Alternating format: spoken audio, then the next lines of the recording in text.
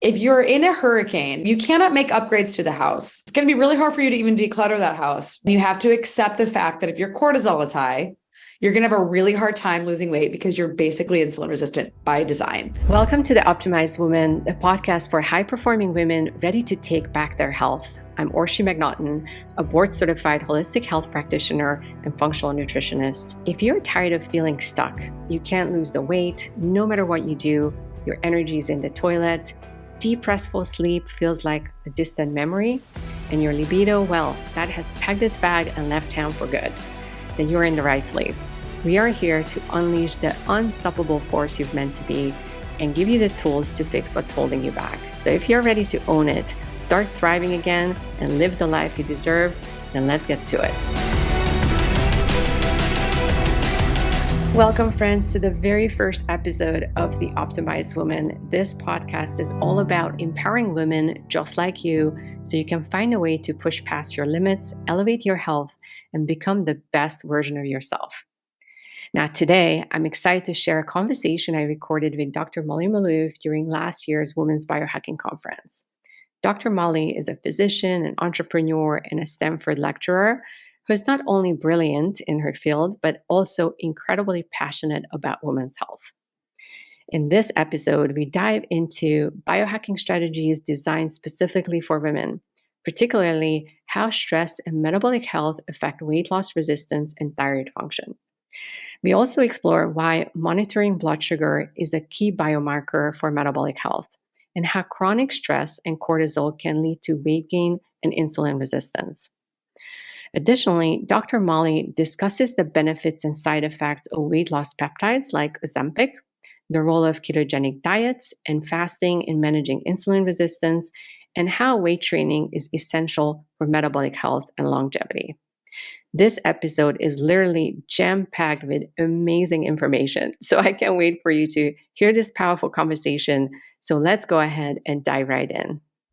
There's just so many women out in the world that have been overworked and undernourished, and there's someone's obese or someone who's lean. And this is something that I'm seeing a lot of, just this weight loss resistance, right? And I just got a message today from a girl on Instagram, and she sent me some of her labs, and I'm like, well, look, I can't give you medical advice, but basically her lipids were really low and her insulin and blood sugar, triglycerides were really low. This girl was just undernourished, and relative energy deficiency can lead to, amenorrhea. You can stop your period. This is also used to be called the female athlete triad. It's really common in women who are athletes, the relative energy deficiency of sport. So I see this in a lot of lean women who start biohacking. They start layering all these biohacks and they lose their period. They get underweight. Their fat levels get too low. And it's not full on anorexia because they're still eating, but they're eating too little and exercising too much in comparison to how much they're consuming. So energy balance is really fundamental to optimal health. And a lot of people are overnourished as well. And you can be lean and still over fat. So this is a big population of people that is metabolically healthy, non-obese. And I try to talk about, where the fat is located in the body, to help people conceptualize what is metabolically unhealthy and what is metabolically healthy. Because if you have your fat distributed evenly throughout your body and it's not around your visceral organs, there's a small percentage of the population that is metabolically healthy and obese. So we're moving away from BMI and we're moving towards the metabolic health of your organs and the metabolic health of your body. And so it's a lot more complicated. And what I try to do is simplify this for people in my book, because people are feeling so lost. They're like, what do I do? How do I get my body into where it's supposed to be? And what I see is a lot of people just trying to force themselves into a weight that everything you're doing just isn't working, and this is why women need to take a more gentler approach to optimizing health and a gentler approach to biohacking than men. Men are really designed for hunting and gathering, for defense, protection, aggression, for being able to handle days without food. And women are designed to be taking care of children and keeping the tribe alive. We can fast. We're not just excluded from fasting, but we have to prioritize life. And that means that women are going to have a different effect, especially in their fertile years, to some of these biohacks. And they may actually see big problems emerge when they try to do too many all at once. I've even made this mistake. So 2019. I had a big breakup, business readjustment. I was doing a ton of fasting, I was doing HIIT training. And I just started to just really be unable to fast and really being able to maintain my exercise levels. Even though I was trying, something had shifted and my stress levels had gone up. And when you have higher stress levels, your body has different priorities. So I try to teach a more adaptive approach to biohacking for women, because you really need to ask yourself, where am I at in the stress response? And where am I at in my ability to adapt to new demands? And if you're under enormous stress, starting with fasting is not the first thing you should be doing. It should really be getting metabolically healthy through a nutritionally balanced, organic, whole food based diet and learning how to tailor that diet to your body and to your fitness regimen. And then starting to experiment with different metabolic stressors when your body is able to handle new demands. And that's one of the things I really try to teach in the book. Yeah. Yeah. You touched on stress being such a big factor for women. And I had very similar experience. In my mid-40s, I was running a company, and at the same time, I was trying to stay in shape and stay lean. And Yep. and I was doing all this fasting, and I would do like 5-day fasts, and I would like barely lose any weight, maybe like 1 Yeah. pound. And as soon as I stopped, it would come back, and I would actually my weight would go up. Yeah. And I was not understanding, like, how is it possible that I'm actually not eating anything and I'm not losing weight? And my body was just holding on to and everything. My thyroid function was shutting down. I was like freezing cold after a couple of days of fasting, just shivering, have to wear like 2 jackets. And of course, I was still working out. I was still doing a whole bunch of things. And it was just so much stress on my body. I didn't realize that just wasn't going to work. So I want to go into a little bit more topic of weight loss, because literally every single person that comes to me, even though they have all different kinds of health issues, they always want to lose weight. Everybody wants to lose weight, you know, and everyone's turning to Ozempic. And the thing is like, I tried Ozempic because I had a little bit of insulin resistance after getting COVID last year. And I was like, what can I do? And I also had insulin resistance from chronic stress from an insanely busy year. And I hit like this moment of like, okay, I'm just going to take Ozempic and just see how it works. And I started getting panic attacks because my blood sugar was dropping so low because I already ate low carb. So it was forcing my blood sugar into this really low level range. And I was like, this is obviously a big, big, big no. Like, this is affecting my businesses. This is affecting my relationships. Why am I doing this again? To lose a few pounds? Yeah. And I was like, Molly, take your own advice. Remember what's in your book. Your book's like, when you're under this much stress, you're going to hold on to weight. This is an adaptive response. Love your body where it's at right now because it's trying to protect you from chronic stress. And when I kind of led myself into a place of compassion, I was like, okay, I am launching a book. It is not the time for perfection right now. Like, it's a time for like keeping my life together while I'm under enormous amounts of stress, because I was balancing essentially my medical practice and a startup that I already have with a new startup, which was launching a book. Like, launching a book is basically launching a company. Yeah. And it's not that much different in terms of you're literally developing a product and marketing plans. And it was far more than, it was a huge learning curve, right? But in retrospect, I wish I wouldn't have been so hard on myself, because I really feel like my body did the very best it could in a time of enormous stress. And the weight that I put on during that period of time was literally like 3 pounds, like big deal, you know? But for women, we've been conditioned to believe that our worth is tied to our perfection of our appearance. And no matter how much I work on myself, there are still a few times a year where I develop insecurity. And I am way better off than I was 10 years ago, 20 years ago, 30 years ago. I'm way, way, way better off with my confidence levels. But I still, just like every other woman in this country, deal with occasional insecurity about weight. So the thing that I've learned is that if you're in a hurricane, you cannot make upgrades to the house. It's going to be really hard for you to even declutter that house, because where are you going to move this garbage when there's a storm outside, right? So you have to understand where you are at in the stress response. And you have to accept the fact that if your cortisol is high, you're going to have a really hard time losing weight because you're basically insulin resistant by design.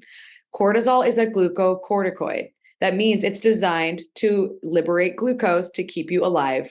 And if you are not eating a lot, so let me give you an example. I was living in Japan, 2019.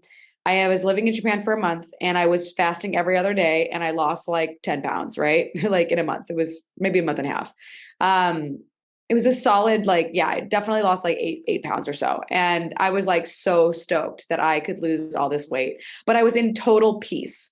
I was like living alone in Japan in complete and total peace in this really beautiful place, even nearby the most busy intersection in the world. It was still more peaceful than any city in America.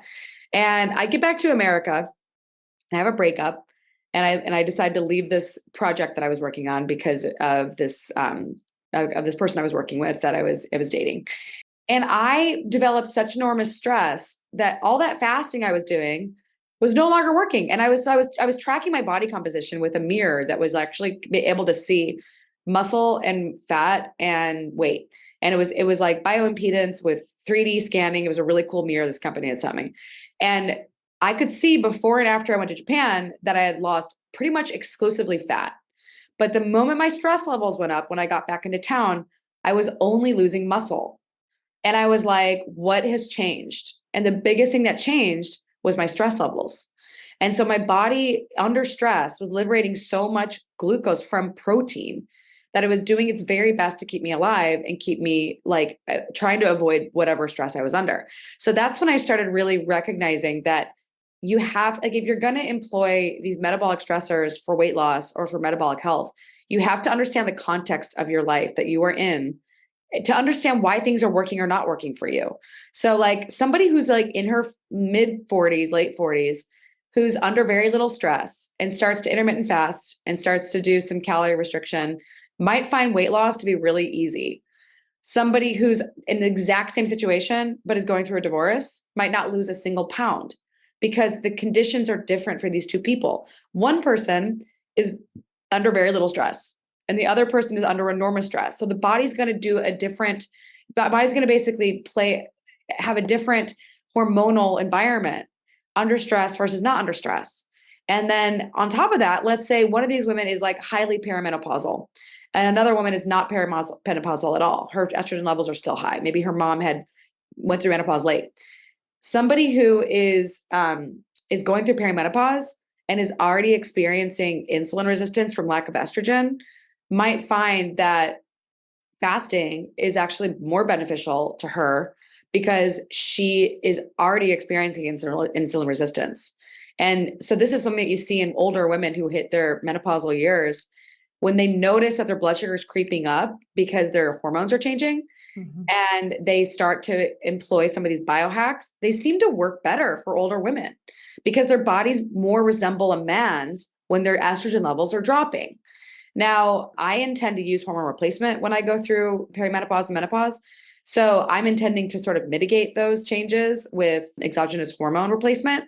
But a lot of women just choose not to do that. And so the downside of aging without hormones is you're going to become more insulin resistant from lack of estrogen. And so you actually have no choice but to really employ some of these new biohacks as you get older. But you also have to take into account your stress levels because some of these things just won't work under stress. Yeah.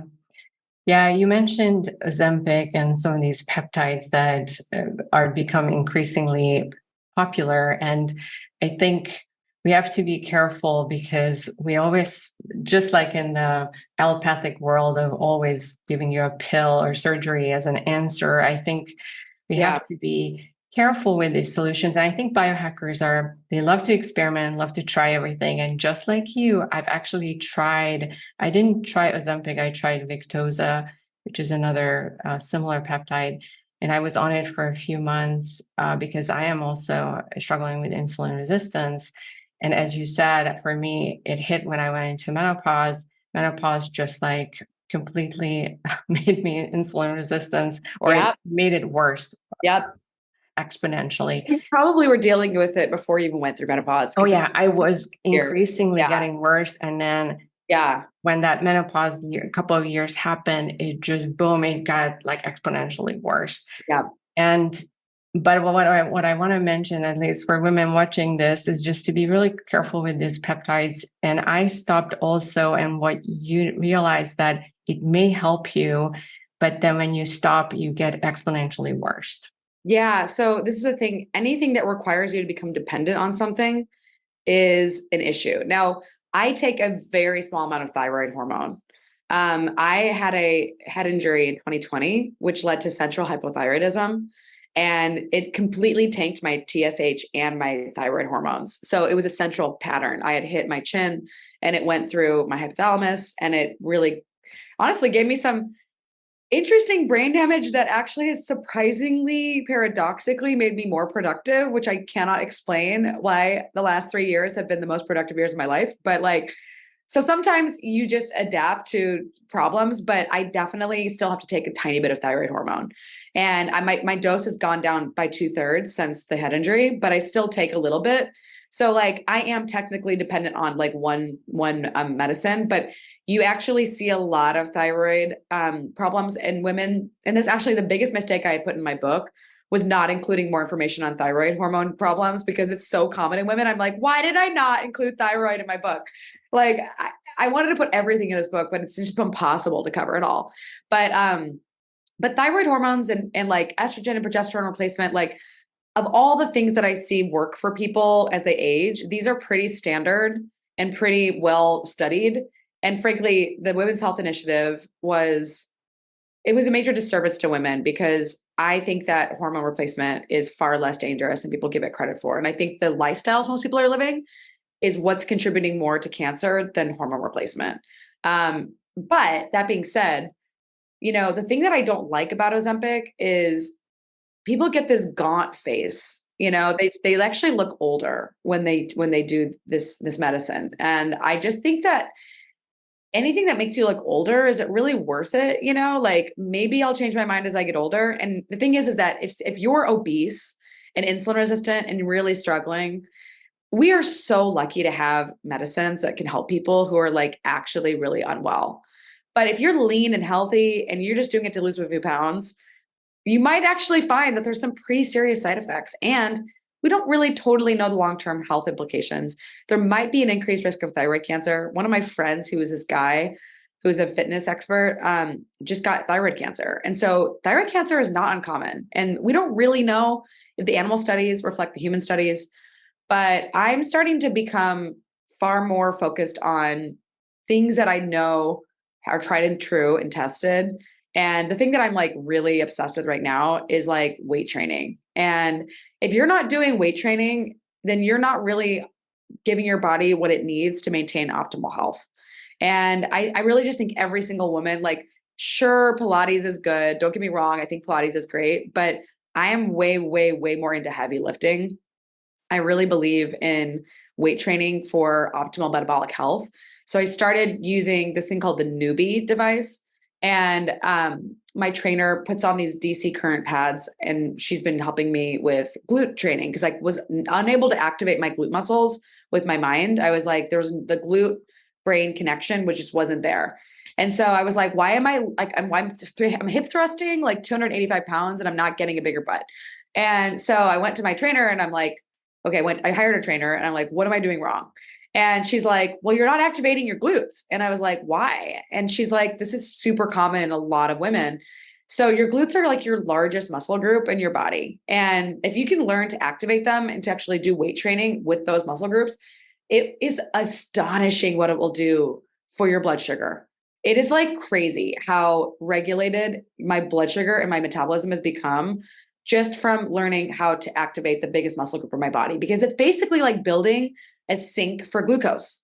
So if you're weight training, you are literally sucking up glucose into your muscles and turning it into, you're literally using it to like grow your muscles. Your muscles are kind of like growing a plant. If you actually feed them and you exercise them, then they will grow. And so I'm very biased towards weight training and adequate protein intake, but reverse dieting is something that I've started doing, because I was like one of those people who was like, yeah, even though I thought I was eating enough, I actually could eat more. And so I've been slowly increasing my calories and slowly increasing my weight training, actually my weight training's not really changed. I'm just working with a trainer now, and my metabolism has never been healthier. And so it's kind of like, I think a lot of people are trying to get shortcuts, but there's really no shortcut for putting time in the gym and eating adequate protein to build your muscles. And a lot of people are like, protein's bad for longevity. And I'm like, I'm optimizing for health span. I'm not trying to live past 120. I don't even want to live past 100 if I'm like old and decrepit. I'm down with getting to 100. I think that's a perfectly good age to live to. A lot of people are just like wanting to live longer than that. I want health span. I want quality of life for longer. So for me, optimizing protein intake for my fitness gains is really key. And that means eating a minimum of 1.6 grams per kilogram, especially on days when I'm weight training. And then on days where I'm not weight training, I try not to drop below 1.2 grams per kilogram. And that's double the recommended daily allowance. So, my trainer actually recommends on days when I am weightlifting with her that I get my weight in grams of protein, which is really hard to do. So like I'm fluctuating throughout the week between 1.2 and upwards of like even 1.8 grams per kilogram. And there's days where I'm like kind of semi-fasting and somewhat sedentary. Usually one day per week, I'm going to be just doing deep work in front of my computer. And I'll actually do protein restriction on those days where I get like a tiny bit of protein. And I find that like this sort of undulation of like signaling that I'm getting, that I'm sending to my cells has gotten me in like effortlessly good shape. And it's not effortless, but it feels easier than calorie restriction. It feels easier than like fasting. Like I personally prefer exercise over fasting these days, but fasting was what I did when I was insulin resistant and I had high fasting glucose that was in like 95 or so. You really don't want your fasting glucose at 95. You want it mine was like 95 to 100 at one point, right? Mm-hmm. I used fasting to drop that down to like 80. Okay. So now my fasting glucose is like 80 and my liver enzymes are like 15. Okay. So I have like really healthy liver. But when you get metabolically healthy through things like fasting and ketosis, it's way easier to do if you're just not moving your body a lot. Now, if you're exercising a lot, like I am now, which I've slowly increased the exercise over the last few years, I find that I don't need to do as much fasting and I don't need to do as much, I still do ketosis pretty frequently. I go in and out of ketosis. So like, depending on the week, I'm either eating higher carb or lower carb, but I usually don't eat a ton of carbs in general. I'm usually around 100 grams a day, which is not very much compared to most people. And then I will drop down to like 40 to 60 grams on days when I feel like I just want to lean out in like 3 days. I just don't eat carbs. But then there's times where I'm traveling and my body's under stress. And my body's like, yeah, I need a few more carbs. So I'll maybe go up to like 120, but I'm just naturally, I do best in this range. And that's just my own preferences. But this is all in the book that I've written. And it's really designed to help people in particular with insulin resistance, because I had insulin resistance. And I think a lot of people don't realize that they have insulin resistance. Only 8% of the country in America is metabolically healthy. So the chances that you have some insulin resistance are pretty high. It's worth checking your fasting insulin. It's worth checking your fasting glucose. It's worth wearing a blood sugar monitor. And it's worth finding out if you have these problems so that you can do something about them. Yeah. Yeah, I just want to recap a few things because you mentioned so many things. So I was like, man, I just went on a vlog.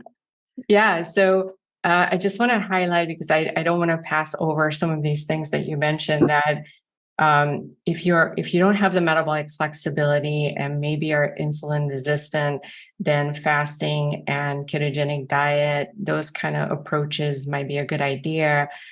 And then also, especially if you're sedentary. Here's the key. Fasting, I have found fasting and ketosis, specifically starting with ketosis, like getting fat adapted first and foremost. That's going to take you a few months if you're metabolically unhealthy. Getting fat adapted, one of the best ways to determine if you're fat adapted is a Lumen device. And we can put links in our show notes, and a fasting glucose monitor. So like a finger stick glucose monitor first thing in the morning, or a ketone monitor, which is, I like the Abbott Precision Extra, to determine how many days does it take you to get into ketosis. Because somebody who's metabolically unhealthy might take 5 days, literally, or longer. Somebody who's metabolically healthy, it literally can take them 1 to 2 days. if not less. So, you need to know where you're at fat adaptation, because if you are sedentary, obese, metabolically unhealthy, it's a really good chance that you've been living on carb metabolism for a long time, and learning how to shift to ketosis is fundamental. So there's a great book called The Keto Reset Diet by Mark Sisson. I highly recommend reading that book, because you need some instructions on how to do ketosis without bonking. So you need electrolytes, you need magnesium, you need to make sure you're actually following a ketogenic diet. I also really like Amanda Tress's company, The Faster Way to Fat Loss. It's a great metabolic flexibility training program.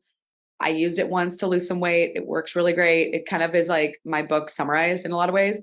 But fundamentally, like, if you are metabolically unhealthy and metabolically inflexible, you got to learn to get fat adapted. And so after you've done some ketosis for like a very minimum a month, you should start being able to do more intermittent fasting.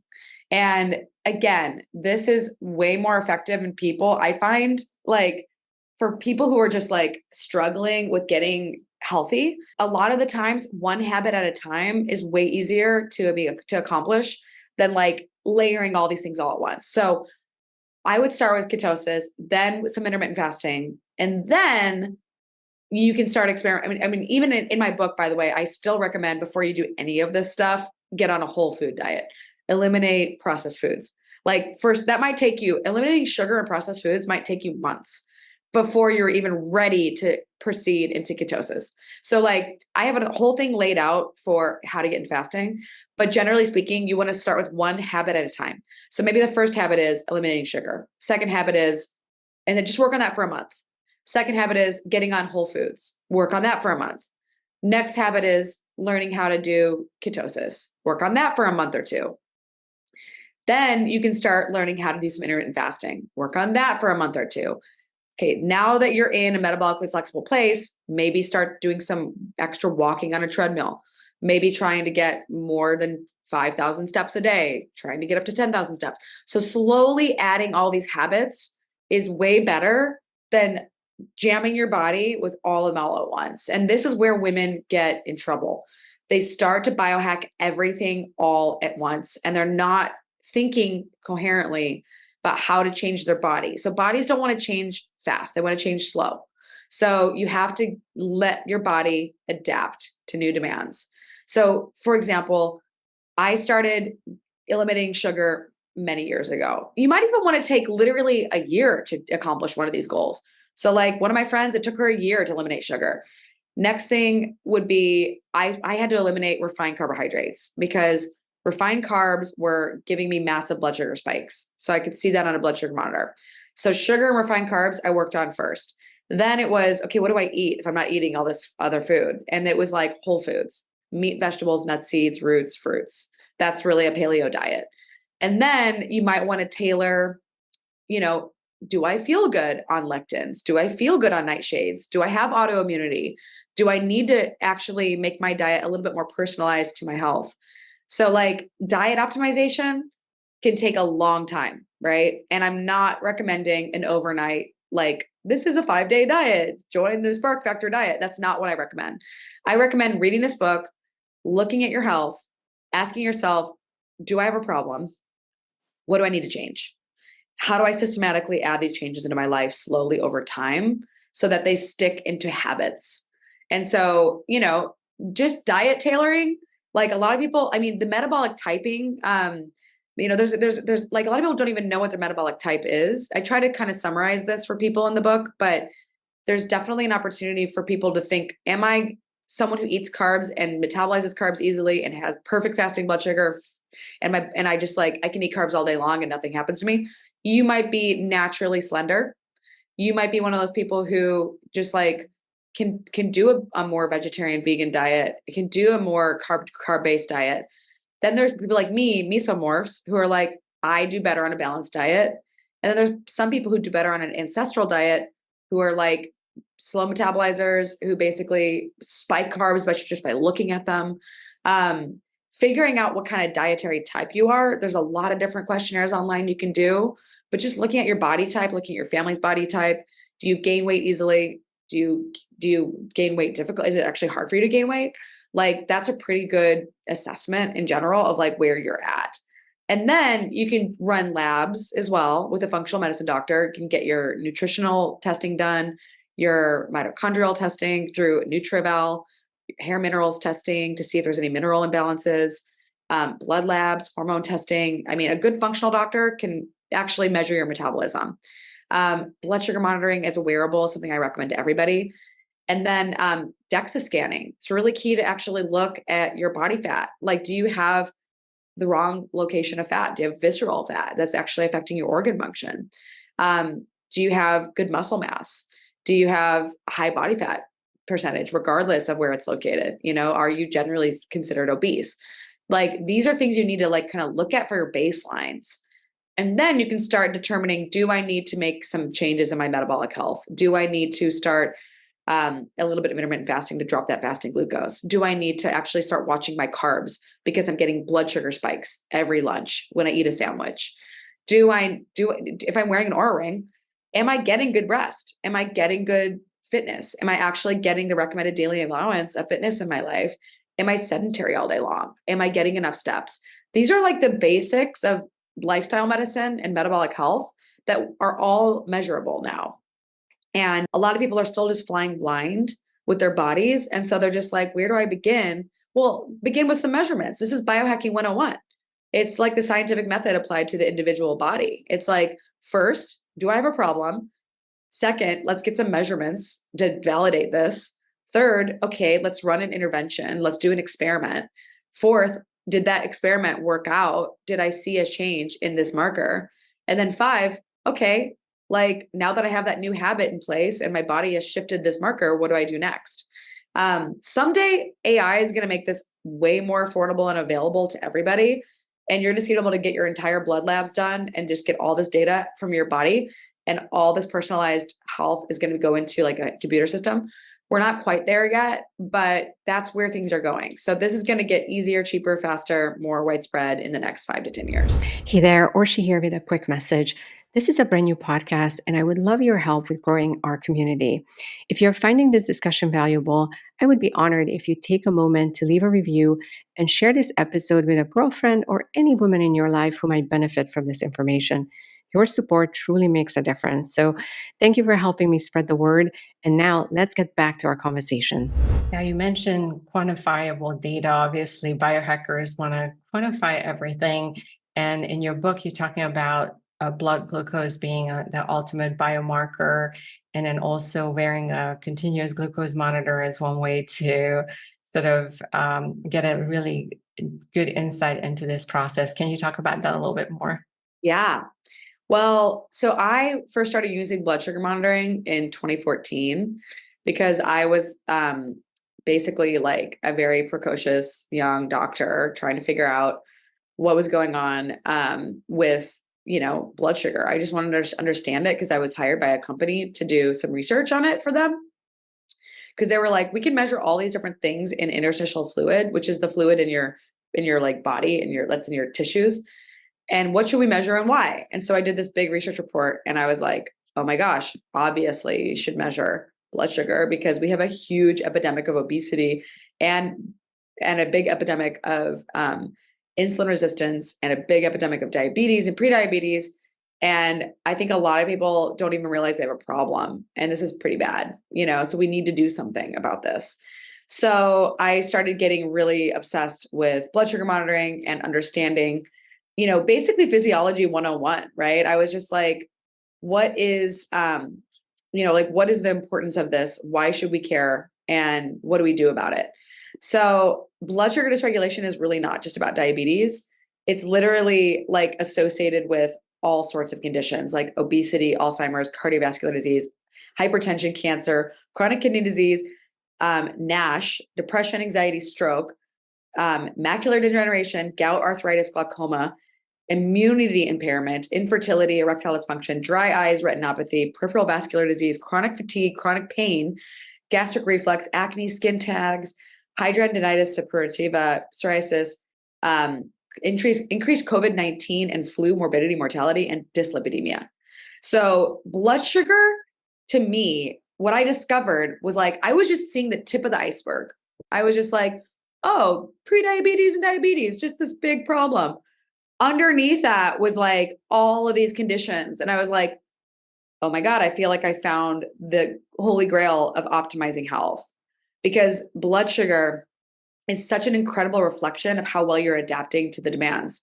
So one of my friends' husbands who runs a hedge fund, he wears a blood sugar monitor 24/7, 7 days a week now. And he's like, the thing that it really taught me was that my stress levels are killing me. He's like, I can see that when I'm stressed, my blood sugar rises without me eating anything. And I am now realizing how much my lifestyle is actually affecting my health. So we have been conditioned to believe that blood sugar is just from a poor diet. But blood sugar is so much more than just a poor diet. It can be poor environment. It can be pollution in your environment. It can be poor exercise, right? Like not exercising enough. It can be sedentary behavior. It can be lack of muscle tone. It can be lack of vitamin D, nutritional deficiencies. It can be high stress. It can be poor sleep. It can be disconnection, which can create high stress states in the body. Just lack of touch is bad for the nervous system. It can be, so many different things can affect blood sugar. So it's a marker of adaptation. And that's something that I think is something I was not taught in medical school. I was taught that this is just a marker of chronic disease, and that diabetes and prediabetes are diagnosed by these markers of blood sugar. But I was never told why. Well, why do people's blood sugar go up?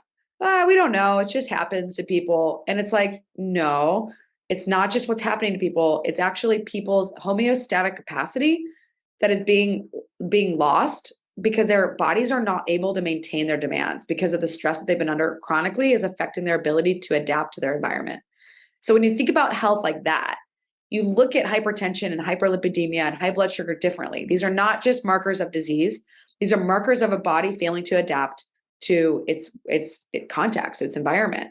And that is something that I wish every medical student was taught, because we should be emphasizing lifestyle. And yet it still hasn't made it into modern medical practice. And I'm still looked at as kind of an outlier of a doctor. I was literally looking at a review of myself on like Google recently, and somebody just really somebody who I've never met before wrote a review that was like, personalized medicine's only available to the wealthy. And it's like, that is not going to be the case forever. Like, there are literally hundreds of companies invested in longevity now. And we have so much technology available to us to make AI available like to everybody. Like in the next 5 to 10 years, there will be a version of my brain available to people through a digital platform. Like, I guarantee this is going to be possible.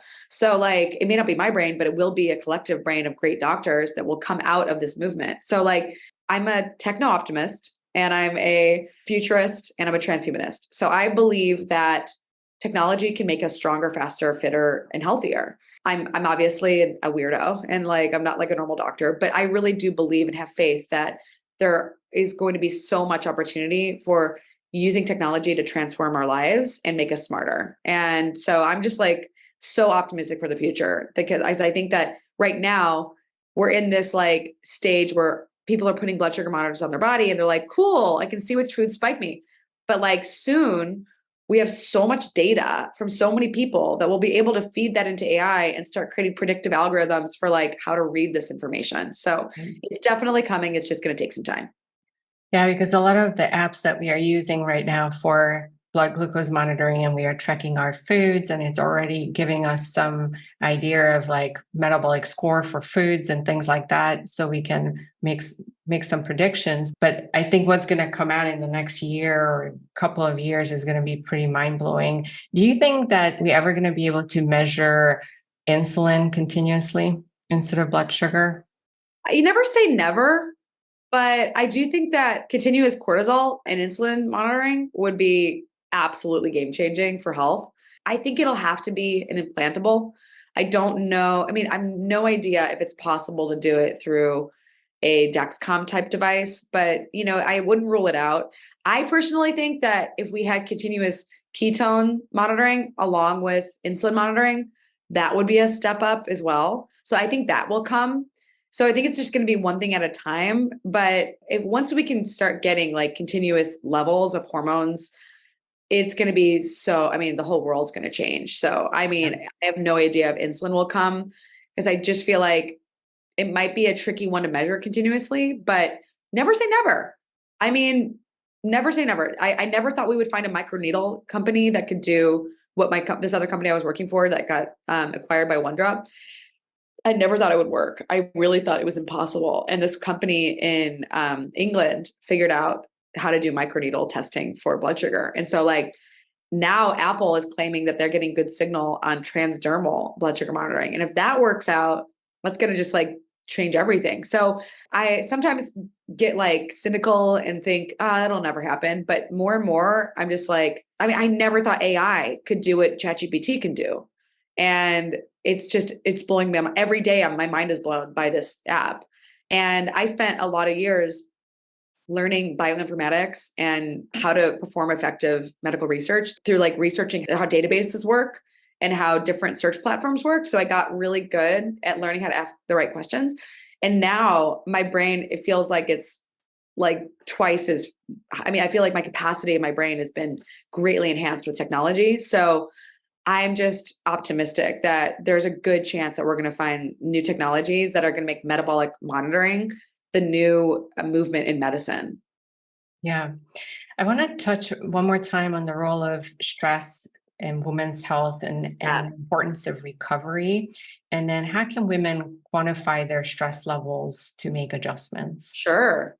Okay. First and foremost, if you're feeling wired and tired, and you're like really jittery and you drink coffee and you're like, you probably have too much cortisol in your body. So high cortisol states, you feel super tense, super wired, lots of body aches. You jump out of bed in the morning, you jump out of bed. You're just like super, like, you're like, oh, I can't sleep. You just like struggle with falling asleep at night. Your body feels like there's like this resting tension. Burnout is like, I cannot get out of bed. I am literally dragging my feet. My eyes are like, I can't keep my eyes open. I'm so tired all the time. So having been high cortisol and burned out before, I actually have two really good, we should put on in the show notes. I have two really good blog posts on my website that didn't make it into the book that totally should have been in the book, but I didn't put them in the book because frankly, cortisol testing is highly controversial. A lot of people don't believe in it, and I didn't want to include it, but I think I did a disservice to my readers because it's still how I practice. And so I'm still a really big believer that like you can actually optimize your body with metabolic testing, like cortisol testing. So I use a 4-point cortisol test with DHEA testing and cortisol metabolism from this company called Precision Hormones. And it's called Dutch testing. And one of the things that I see in a lot of really stressed out people is their cortisol's high, but their sex hormones are low. So like last year, my body was so out of whack when I was like getting rid of this book. I was like, this is so paradoxical. I read a book on health and it makes me incredibly unhealthy. Like everyone I've talked to who's written books is like, so funny. This woman who wrote a book on sex was like, yeah, it's funny that I'm writing a book on sex and I'm not having sex. And this other one was writing a book on weight loss. And she's like, it's really funny. I'm writing a book on weight loss, telling people not to be sedentary. And I'm like sedentary writing this book. So keep in mind that like, when you are writing a book, you will have a challenge at being perfectly healthy. But I still return to like getting numbers is going to really help you adapt to the stress you're under. So when I got my high cortisol test back last year, it was like September. I was like, I got to make some changes. So I immediately went on my coffee detox program that I designed for Mudwater, which we can put a link in the show notes to that as well. It's a really great program I designed for people like me who, when you start noticing that coffee is not helping you, it's a pretty good sign you're high cortisol or you're burned out. Like if coffee is no longer serving you and you're getting irritable and you're getting more wired and you're getting more intense and you're getting more like stressed from drinking coffee, it's a pretty good sign you need to give it up. So I immediately cut out coffee and upped my adaptogens. I started drinking Mudwater. I'm not affiliated with them right now. I do have some stock there. But I shifted to like turmeric lattes, and I drink a lot of matcha now, which still has caffeine, but doesn't seem to bother me the same way coffee does when I'm stressed. And I just started taking Ron Teagarden's adaptogen blends. He makes some really great products. And cacao elixirs. I love Nootopia by Biooptimizers. They make a really great cacao mix that's awesome and makes you feel really good. So, I was shifting away from the highly caffeinated products and shifting towards more nourishing adaptogenic elixirs. That really did help me. I also really started cutting back on intense exercise. I didn't stop exercising, but I didn't do it at the intensity I was doing it before my cortisol was high. So I was giving my body safety signals by consistently moving my body, but not expecting my body to be in the best shape of my life because I was under crazy stress. And when I was noticing in the pandemic 2020, when I was like basically burned out because I had a head injury, which threw off my hormones. And then I was like isolated for a few months and I was like very, very low cortisol. I had checked my cortisol and it was like super low. And my blood sugar was also super low. So if you check your cortisol and it's low, and you check your blood sugar and it's also consistently low, you know that you are probably burned out. If you check your cortisol and it's high, and you check your blood sugar and it's also creeping up, you also know that your body is probably in a high cortisol state. So this is like pretty unequivocal in my book of like low cortisol burnout or high cortisol, high stress. And both of those situations require different ways of addressing them. So we should really give your audience like some special bonuses and just hand them my HPA access dysfunction protocol, because it's in my blogs, but it's really one of those things that like, it's very controversial to do these measurements, but I have found that if you know where you're at in your blood sugar and your cortisol levels, you can do something about it. So when my cortisol was low, I took this thing called Dr. Wilson's Adrenal Rebuilder. Alternatively, if you have a really cool functional doctor like me, you might be able to get like 5 milligrams of Cortef for that morning cortisol that you're not getting. So that can really help you reestablish that cortisol rhythm.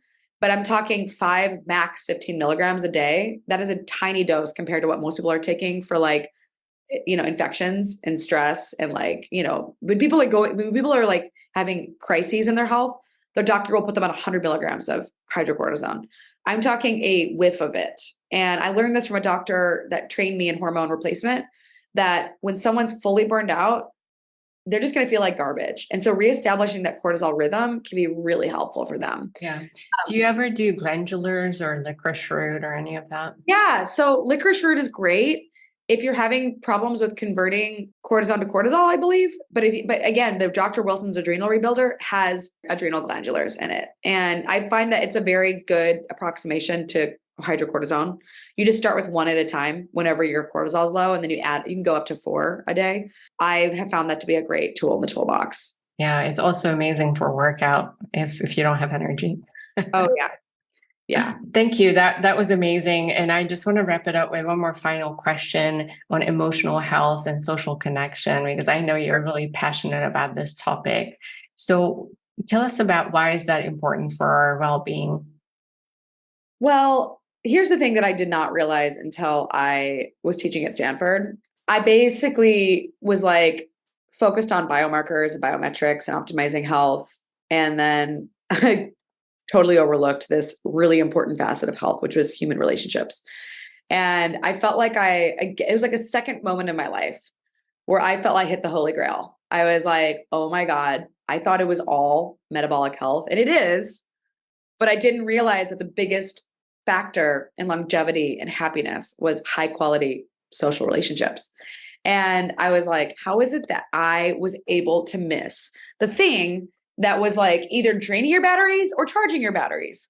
And it was your quality of your relationships. And so I was like, this seems really interesting that this is not modern medicine, like it's like you either go to a psychologist or you go to a doctor, but there's very little that integrates the field of psychology, psychoneuroimmunology, and modern medicine. But basically your brain feels safe when it's in community that makes it feel safe, right? When you have people, this is why it's so important. Like if a relationship does not make you feel safe, you might not want to be in that relationship, right? Like there are people in my life that I've had to distance myself from because I don't feel psychologically safe around them. And that's just the reality of how their nervous systems interact with my nervous system. And I've just found that like I have peace is more important than anything for me. So like having inner peace and having inner balance is so key to my optimal functioning that I have worked very hard to surround myself with people that I love and I trust. And I have people in every major city in America, like New York, San Francisco, LA, Miami, Austin, Chicago, Peoria, like Indianapolis. Like I have friends everywhere and family everywhere. And I've optimized those relationships because to me, it's the most valuable thing you have in life is high quality social relationships. I think it's more important than money because when things go really wrong in life, who's going to take care of you? Who's going to have your back? Who's going to be there for you? So the reason why these high quality social relationships matter is first and foremost, your brain feels basically under danger when it's isolated and alone. So you have this alarm system that's turned on by default when you're not in safe, loving, close relationships. This is on purpose because if you were to leave the tribe and go on an adventure on your own to go maybe go hunt an animal, you would want your senses heightened so that you could predict danger. Okay. Now, the problem in modern lifestyles is when you're isolated and alone and lonely, now you have these conditions where your brain says, I'm not safe. So when you go and encounter other people, you've been on the unsafety setting for so long that you have what's called maladaptive social cognition. So now you're misinterpreting social cues as negative just because you haven't been associating with people and your body is primed for negativity. So this is why it's important to have consistency in your relationships, consistency in your emotional attunement with those that you're around. And also it's so important to work on your traumas, so important to work on your attachment wounds, so important to work on your relationship to your family, to your relationship to yourself. Internal family systems is a really great method of working on your nervous system. EMDR, somatic experiencing, trauma therapies, even psychedelic medicine can help. Things like ketamine assisted therapy. If you can regulate your nervous system, you can have more healthy social relationships. And relationships are just mirrors. So if you notice that you frequently experience negativity or frequently experience animosity, it's actually a bigger reflection of what's going on inside your body than it is on the other person, because people are just mirrors to your inner experience. So I have like really taken this perspective of extreme ownership into every aspect of my life, where if I experience conflict, if I experience problems in my relationships, I take responsibility for those problems. And I also recognize that there are certain relationships where things are just not going to work out because the other person is not willing to do the same amount of work that you have put in. And so if people that you're around do not have a growth mindset and are not willing to put in the same amount of work that you are putting in to optimizing their experience, and what you're encountering is a regular experience of animosity that these people are bringing towards you, that often says a lot more about them than it does about you. So just always notice how your nervous system is reacting to people. And the more that you can learn to regulate your nervous system when someone comes at you with an intense reaction, that's when you know that you're making progress. I found that like high levels of reactivity in your nervous system are usually reflective of unprocessed trauma, high stress states. Your demands are just outpacing your capacity. And that is something that you have to address on your own. Hey, that's a wrap for today. But before we go, I want to share something I've been diving into recently. The best way to use GLP-1s like semaglutide, known as Ozempic or Wegovy, and tirzepatide, also called Mounjaro. These powerful weight loss peptides have become widely used over the past few years, but there's also been a flood of misinformation on how to use them safely and effectively. I made my own share of mistakes over the past few years, learning through trial and error as I work to improve my own metabolic health. I want to give you the shortcut to help you avoid these pitfalls so you can use these peptides more effectively. That's why I created a free mini course to give you the blueprint for using GLP-1s for body recomposition the right way. I will cover optimal dosing strategies, important lifestyle and hormone optimization steps, all of which can help you avoid plateaus and eventually taper off these peptides safely once your goals are reached. Now, to access this free mini video course, just scroll down to the show notes and dive right in. It's all there waiting for you. And remember, this podcast is for informational purposes only, and it is not a substitute for professional medical advice.